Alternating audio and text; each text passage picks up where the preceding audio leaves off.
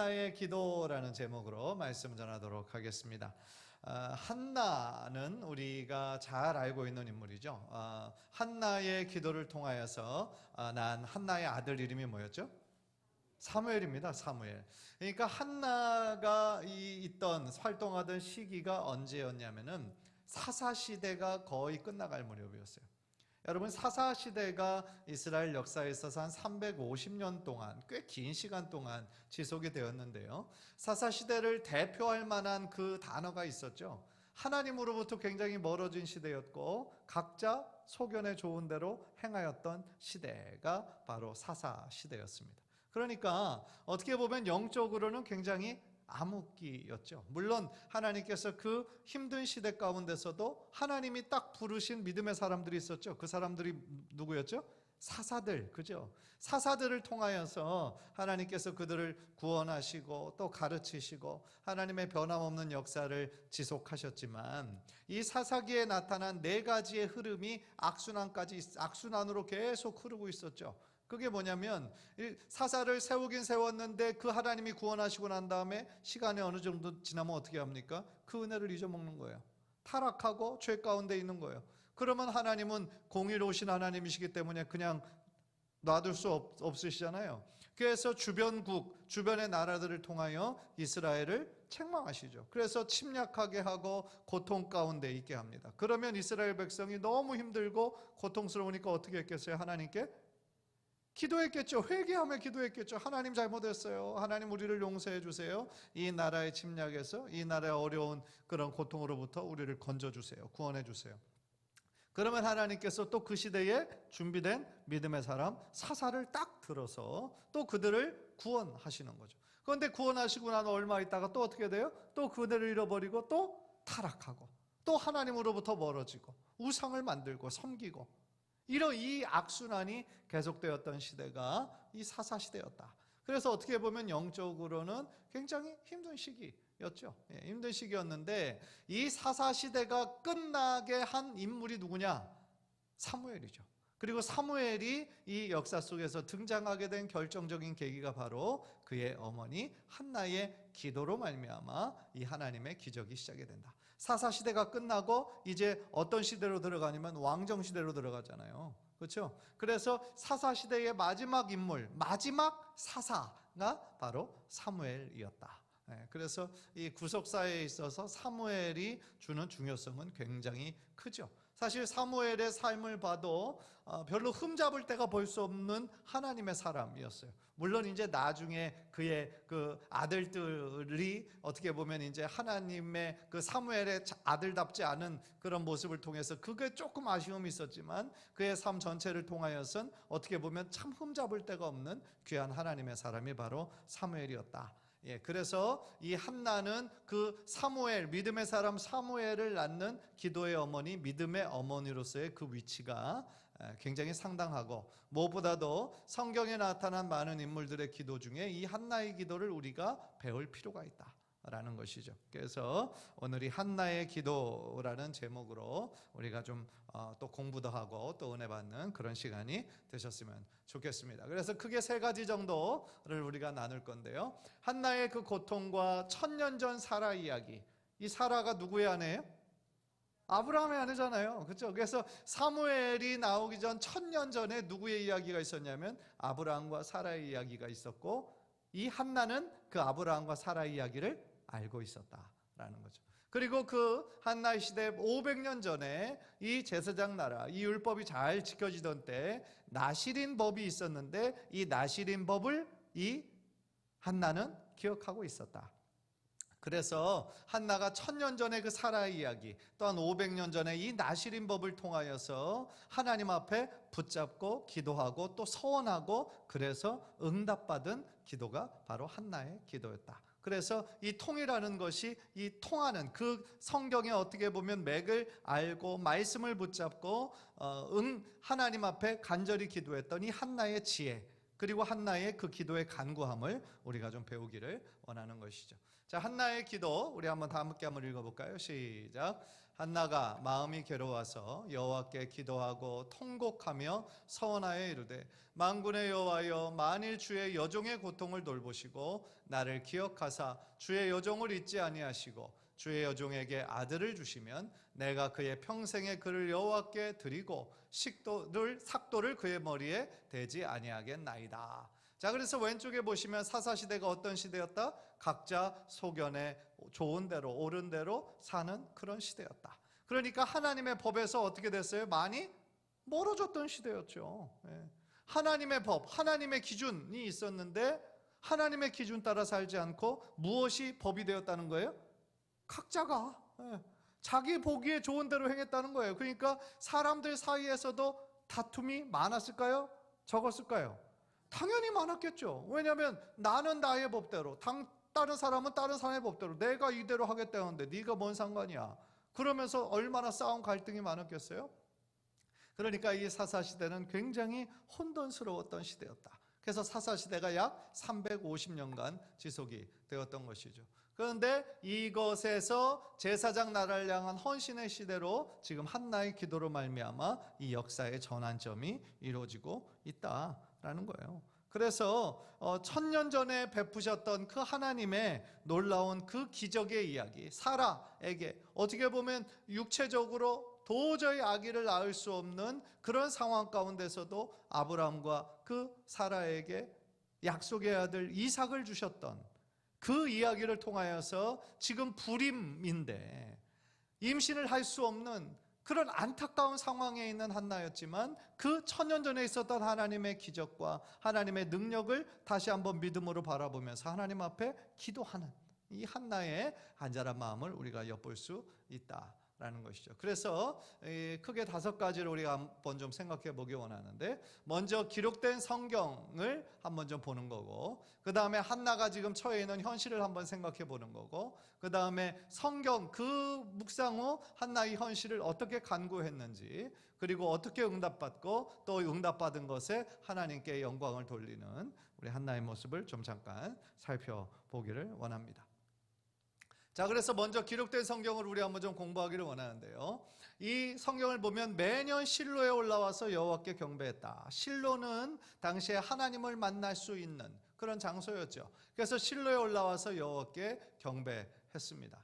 그런데 거기에서 이 한나가 창세기 18장에 나왔던 아브라함과 사라의 이야기, 이 기적적으로 임신하는 그 이야기를 기억하고 있었다라는 것이죠. 그래서 어떻게 보면 그 세 번째 줄, 내가 늙었거늘 어떻게 아들을 낳으리요 하느냐, 이게 지금 사라가, 그죠? 사라가 지금 속으로 얘기하는 거고, 그랬더니 거기에 있었던 그 천사 중에 한 사람이 여호와께 능하지 못한 일이 있겠느냐, 기한이 이를 때 내가 내게로 돌아오리니 사라에게 아들이 있으리라. 하나님이 선포를 하신 거죠.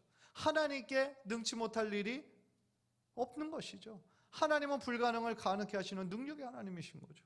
이 세상을 창조하신 하나님이시고 생명을 주관하시는 하나님이시잖아요. 그러니까 하나님께는 능치 못함이 없는 것이죠. 그래서 그 믿음으로 지금 이 하나님의 천사가 선포했던 그 내용을 이 한나가 또한 그대로 기억하고 있었을 것이다. 자, 이 두 번째 페이지에 나오는 것은 이건 그 레위인에 관련된 내용인데요.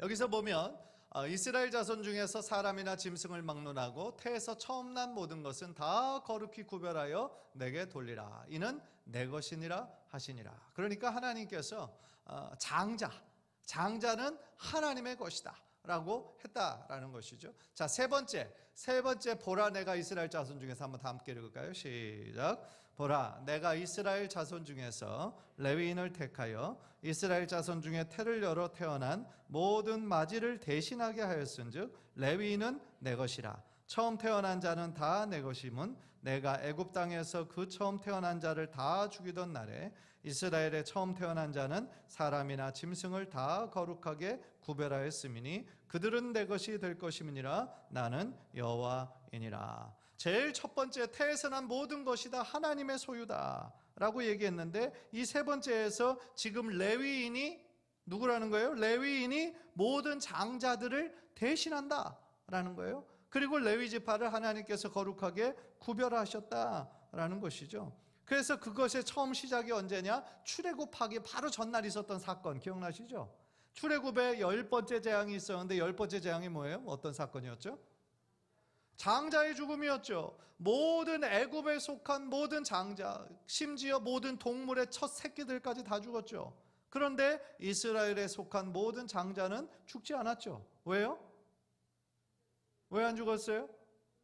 어린 양의 피가 그저 그 문설주마다 묻혀 있었죠. 그래서 어린 양의 피를 천사들이 보고 그것을 지나갔죠.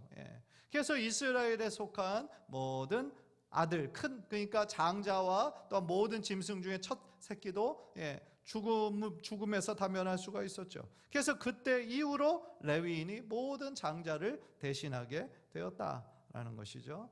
자, 그리고 그 다음에 레위 자손 중에서 고핫 자손을 그들의 종족과 조상의 가문에 따라 짓게 할지니 곧 30세 이상으로 50세까지 화목의 일을 하기 위하여 그 역사에 참가할 만한 모든 자를 계수하라. 그래서 이제 레위 자손들 중에서 특별히 성막의 일, 성막 안에 그 하나님께 예배로 나오는 많은 사람들을 섬기고 또 성막 안에서 계속하여 진설병도 바꿔주고 또 그 등잔에서 그것이 등이 꺼지지 않도록 계속 기름을 채워주고 또 그 위에 있는 것을 좀 잘라주고 이런 성전을 섬기는 그 모든 일을 레위 지파가 했었고 레위 지파 중에서도 특별한 어떤 자손에게 어떤 직임들, 소임들을 허락하셨던 것이죠. 자, 제일 마지막 나오는 거 우리 한번 다 함께 읽겠습니다. 시작.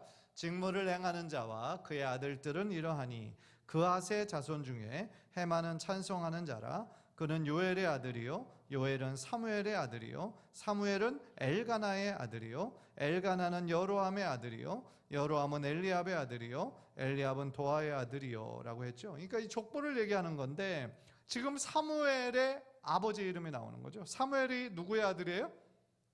엘가나의 아들. 그러니까 한나의 남편이 바로 엘가나였는데 엘가나는 어떤 지파였다는 거예요?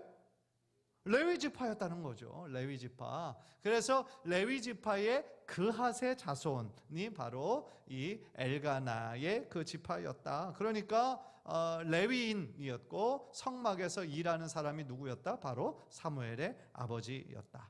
그러니까 레위 지파는요 구약 시대 이 제사장 나라에 있어서 굉장히 중요한 사람이죠. 왜냐하면 하나님 앞에 제사하는 것을 돕는 사람들, 돕는 지파가 누구예요?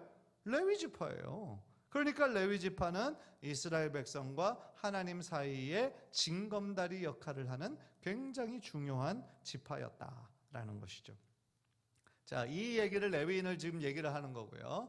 자, 그 다음에는 이 법 중에서 율법 중에서 나시린 제도가 나오는 거예요. 나시린 제도. 우리 한번 첫 번째 한번 다 함께 읽읍시다. 시작. 이스라엘 자손에게 전하여 그들에게 이르라. 남자가 여자가 특별한 서원 곧 나시린의 서원을 하고 자기 몸을 구별하여 여호와께 드리려고 하면. 자, 이 구절에 이 나시린 제도가 어떠한 사람이 원하는 것인지가 나오죠. 그러니까 남자나 여자나 하나님 앞에 특별한 서원을 하고 싶을 때, 그러니까 하나님 앞에 다른 사람들보다 더 특별한 헌신을 하고 싶을 때 하나님께 나아가는 그 서원, 헌신의 제도가 바로 나시린의 제도였다라는 거죠. 자, 두 번째 한번 다 같이 읽죠. 시작. 자기 몸을 구별하는 모든 날 동안에는 포도나무 솟아는 씨나 껍질이라도 먹지 말지며 그 서원을 하고 구별하는 모든 날 동안은 삭도를 절대로 그의 머리에 대지 말 것이라.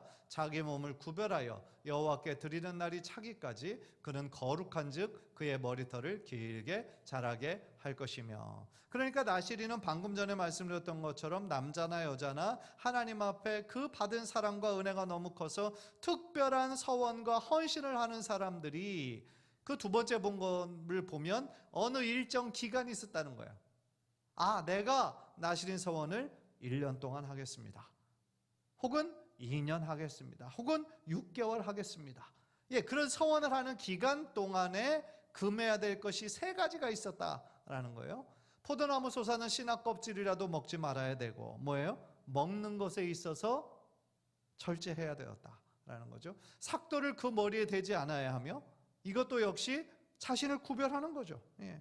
그리고 시체를 가까이 할 수 없었다.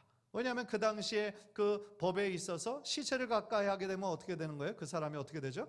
부정해져요. 그러니까 또 며칠이 그 기간이 있어야 다시 또 주어진 그 삶을 살아갈 수가 있었던 것이죠. 그러니까 하나님 앞에 특별하게 이렇게 헌신하기 원하는 사람들은 이 세 가지를 지켜야 됐고, 결국은 하나님 앞에 거룩하게 구별된 삶을 살았어야 됐다라는 것이죠. 그런데 한나는 지금 자신의 아들을 나시린으로 드립니다 라고 했을 때 그 기간을 정했어요? 안 정했어요? 정했어요? 안 정했어요? 안 정했어요. 사무엘은 그러니까 그의 삶 전체를 나시린으로 하나님 앞에 드리기로 어떻게 한 거예요? 서원한 거예요. 그러니까 지금 자신의 몸이 불임 여성이란 말이에요. 그 당시 얼마나 고통스럽겠어요. 왜냐하면 뭐 나중에 또 나오지만 이 자식 그 율법의 시대에 자식은 하나님의 축복이고 하나님의 기업이고 하나님이 주신 그 특별한 은혜요 축복이에요. 그런데 자녀가 없다라는 것은 반대의 경우인 거죠. 하나님이 어떻게 보면 그 징계하신 거고 저주인 거고 그런 시대였다는 거죠. 그러니까 이 한나의 마음이 얼마나 고통스러웠겠어요. 그리고 그 옆에 분인나라고 하는 또 다른 이 엘가나의 부인이 자신을 그렇게 애를 못 낳는다고 박해하고 괴롭히고 조롱하고, 그러니까 그의 마음이 얼마나 괴로웠겠어요. 그러니까 이 한나가 하나님의 말씀을 붙잡고 기도한 것이 두 가지 제목을 붙잡았다는 거죠. 1000년 전에 있었던 아브라함과 사라의 이야기, 도저히 아기를 낳을 수 없었던, 정말 그 몸에서 기적적으로 하나님께서 아기의 생명을 허락해 주셔서 약속의 아들 이삭이 태어난 것을 그는 알고 믿음으로 고백하고 있었다. 그리고 500여 년 전에 있었던 이 나시린 제도를 기억하고 하나님 앞에 지금 아들을 주시면 내가 이 아들을 평생 하나님을 섬기는 그런 아들로 구별된 삶을 살도록 하겠습니다. 그러니까 사실은 이 한나하고 엘가나가 사는 그 지역하고 그 대제사장 엘리가 살던 그 성소가 있던 지역하고 먼 지역이었잖아요. 그러니까 젖을 떼자마자 그 사무엘 아들을 엘리에게 맡겨버리잖아요. 그러니까 얼마나 귀한 믿음이고 참 어떻게 보면 대단한 믿음이었던 것이죠. 그래서 하나님 앞에 이렇게 간구하고 기도했다라는 것이죠. 자, 그래서 이 현실 대면하기에는 제가 방금 말씀을 드렸고요. 그래서 성경을 이제 그 1000년 전의 사라 이야기, 500년 전의 그 나시린 제도를 기억하고 하나님 앞에 기도했죠. 그런데 여러분, 우리가 살아가는 세계에서도 그렇고 아는 만큼 보인다는 말이 있죠. 아는 만큼 보여요. 여러분, 영적으로도 똑같거든요. 아는 만큼 보여요. 우리가 성경을 우리가 아는 만큼 성경이 더 잘 보이는 거고요.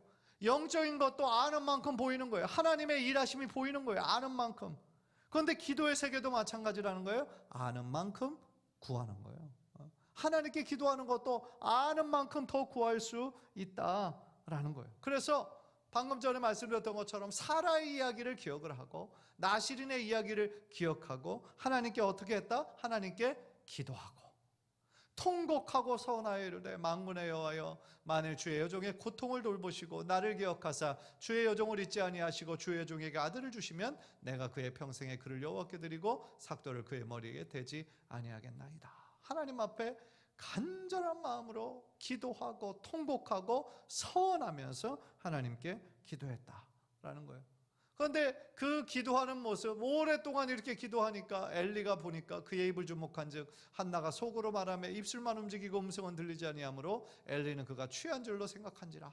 엘리가 그에게 이르되 내가 언제까지 취하였겠느냐, 포도주를 끊으라 하니 한나가 대답하여 이르되 내 주여 그렇지 아니하니이다. 나는 마음이 슬픈 여자라 포도주나 독주를 마신 것이 아니요 여호와 앞에 내 심정을 통한 것뿐이오니. 이렇게 얘기하는 거죠. 따라서 한나의 기도는 그만큼 간절한 기도였다. 성경 말씀을 잘 아는 기도였고, 또한 괴로운 자신의 현실을 기도에 어떻게 보면 오히려 기도할 수 있는 기회로 삼은 기도의 여인이었다라는 거죠. 그래서 이 한나가 고통 가운데 드린 이 기도를 우리가 생각해 볼 때 우리의 삶도 고난의 순간, 고통의 순간이 없으면 좋겠지만 있어요. 왜 없겠어요? 우리 인생에 불쑥불쑥 우리가 전혀 예상치 못했고 우리의 예상과 시간표에 없는 일들이 우리들의 인생에 순간순간 들어올 때가 얼마나 많아요. 그러나 그 모든 순간 환경만을 바라보면 정말 고통의 순간이고 한숨의 시간이고 탄식과 눈물의 시간이지만 그 고난의 시간 가운데 하나님을 붙잡고 하나님께 기도할 때에 우리들의 그 슬픔과 탄식의 시간이 하나님 앞에 간구와 소망의 시간으로 변하게 될 줄 믿습니다. 그게 하나님의 자녀들에게 주신 놀라운 특권이다. 자녀됨의 특권이 바로 그런 거인 거죠. 하나님께 아빠, 아버지라고 부르면서 우리들의 모든 상황을 주님 앞에 다 내어놓고 하나님 앞에 탄식하며 기도할 수 있는 그것이 바로 자녀의 특권이다 라는 거죠. 그래서 이 한나는 그 기도함의 특권을 지금 알고 그렇게 간구하며 기도하였다, 서원하며 기도했다 라는 것이죠. 그래서 그의 기도에, 그의 간절한 기도가 마침내 응답을 받은 것이죠. 그래서 사무엘이 태어나기 전에 엘리가 이제 자기가 실수했군 것을 깨닫고 이렇게 간절한 마음으로 기도하는 그 여인에게 이렇게 얘기하는 거죠. 평안히 가라. 이스라엘 하나님이 네가 기도하여 구한 것을 허락하시기를 원하노라 하니 이르되 당신의 여종이 당신의 은혜 있기를 원하나이다 하고 가서 먹고 얼굴에 다시는 근심빛이 없더라. 참 이 부분을 보면서도 이 한나가 참 믿음이 좋았구나. 어떤 믿음? 맡기는 믿음. 지금 사실은 이 대제사장 엘리가 네가 기도하며 구한 것을 허락하기를 원하노라, 그 얘기는 쉽게 말하면 아유 기도한 대로 잘 됐으면 좋겠다, 뭐 그런 얘기잖아요. 그러니까 어떻게 보면 상황이 바뀐 건 아무것도 없는 거예요. 그렇죠? 그런데 상황이 안 바뀌었는데 지금 뭐 하는 거예요? 자기 집에 가서 먹고 얼굴에 다시는 근심빛이 없더라. 그 얘기는 뭐예요? 조금 더 의심하지 않았다. 말씀하신 대로 이루어질 줄 믿었다라는 거죠. 그러니까 하나님께 온전히 맡기고 의탁한 자에게 주시는 하나님의 그 평강의 축복이 지금 한나에게 임한 거죠. 그러니까 잘 먹고 잘 자고 얼굴에 다시는 근심빛이 없더라라는 말이 있는 것이죠. 이런 면에서 믿음은 맡기는 거라고 생각해요. 믿음은 하나님께 맡기는 거다. 어차피 내가 걱정하고 근심한다고 될 것도 아니고 하나님께서 이루어 주실 것을 믿는, 하나님의 시간에 하나님께서 이루어 주실 줄 믿습니다 라고 하나님께 모든 것을 맡기는 거예요. 맡기고 또한 우리가 해야 하는 일상의 삶을 최선을 다해 살아가는 거죠. 아무것도 안 하고 무슨 일이 일어나기를 바라는, 요행을 바라는 사람은 참 어떻게 보면 한심한 사람인 거죠.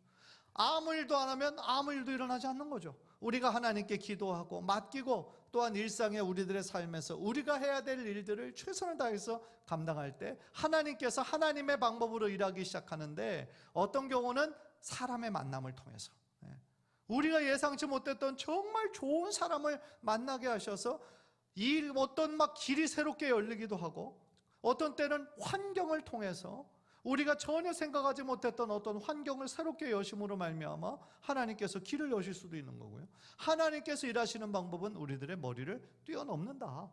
따라서 우리가 해야 하는 건 뭐예요? 크신 하나님, 능력 하나님을 신뢰하는 거예요. 맡기는 거예요. 어차피 내가 할 수 없는 거 하나님께서 이루어 주세요. 하나님을 구하고 찾고 두드리는 거예요. 포기하지 않는 거예요. 그런 맡기는 믿음이 저와 여러분에게 충만히 있기를 주님의 이름으로 간절히 축복합니다. 그래서요, 한나가 임신하고 때가 이름에 아들을 낳아 사무엘이라 이름하였으니 이는 내가 여호와께 그를 구하였다 함이더라. 그러니까 하나님께서 이렇게 선물을 주신 것은 뭐예요? 내가 여호와께 그를 구하였기 때문인 것이죠. 구하지 않고 어떤 일이 일어납니까? 우리가 열심히 기도해야 하는 이유가 바로 이것에 있다 라는 거예요. 그런데 이 마지막 세 번째 구절을 보면, 아니 아들 하나인데 아들 하나가 젖을 때면, 그 당시에는 뭐 3살까지 먹였다라고 그러니까 3살 때 엘리 대제사장에게 맡기면 후손이 없잖아요. 어떻게 하나밖에 없는 외아들인데. 그런데 하나님은 하나님께 서원한 그 한나의 모든 간절한 마음을 이미 받으신 거예요. 이미 받으시고 그의 삶에, 그의 가정에 엄청난 축복을 해주시는 거죠. 자, 세 번째 구절 다 함께 읽읍시다. 시작. 엘리가 엘가나와 그의 아내에게 축복하여 이르되 여호와께서 이 여인으로 말미암아 내게 다른 후사를 주사 이가 여호와께 간구하여 얻어 바친 아들을 대신하게 하시기를 원하노라 하였더니 그들이 자기 집으로 돌아가매 여호와께서 한나를 돌보시사 그로 하여금 임신하여 세 아들과 두 딸을 낳게 하셨고 아이 사무엘은 여호와 앞에서 자라니라. 아멘. 예. 그러니까 이 한나가 이것까지 기도하지 않았어요. 그죠? 일단 뭐 불임에 아기를 못 낳는 여성인데 한 외아들만 낳아도 얼마나 감사해요. 예. 그런데 이것까지 기도했겠어요? 아니 내가 하나님께 바치는데 좀 한 명 정도는 더 주셨으면 좋겠어요. 그런 기도 내용 하지 않았다고요. 그런데 하나님께서 그의 마음의 중심을 이미 기쁘게 받으셨다. 그리고 무엇이 필요한지를 하나님은 다 아신다. 그리고 하나님께 마음의 중심을 드리고 하나님을 사랑하고 하나님께 서원한 그 사람을 하나님께서 놀랍도록 축복해 주신다 라는 것을 오늘 이 구절을 통해 다시 한번 확인할 수가 있는 것이죠. 그래서요, 이 한나의 기도로 말미암아 태어난 사무엘은 나신이를 이렇게 자라면서 이 사사시대 350년의 그 어두웠던 그 역사를 끝내고 또 다른 역사로 들어가게 하는 너무나 귀한 믿음의 사람이 되었다라는 거죠. 그래서 이 한나는 하나님께서 응답해 주신 것을 확신하고 있었기 때문에 어떻게 했어요? 하나님께 영광을 올려드리는 거죠. 하나님께서 축복해 주셨음에도 불구하고 입 딱 씻고 내가 언제 그랬냐는 듯이 당연하게 여기는 사람들도 가끔씩 있죠. 가끔씩 있어요. 안타까운 거죠. 아니 왜 개구리 올챙이적 생각 못한다고? 자신이 정말 고통 가운데 있을 때 하나님께서 도와주셔서 정말 건져내 주시고 놀랍게 축복해 주신 것을 감사해야죠. 감사함으로 하나님께 나아가야 되는데 그러지 못한 사람이 있으면 얼마나 안타까워요. 그런데 이 한나는 정말 하나님이 해주신 것을 알기 때문에 감사와 찬송으로 하나님 앞에 나아갔다라는 것이죠. 자, 제일 첫 번째 한번 다 같이 읽을까요? 시작.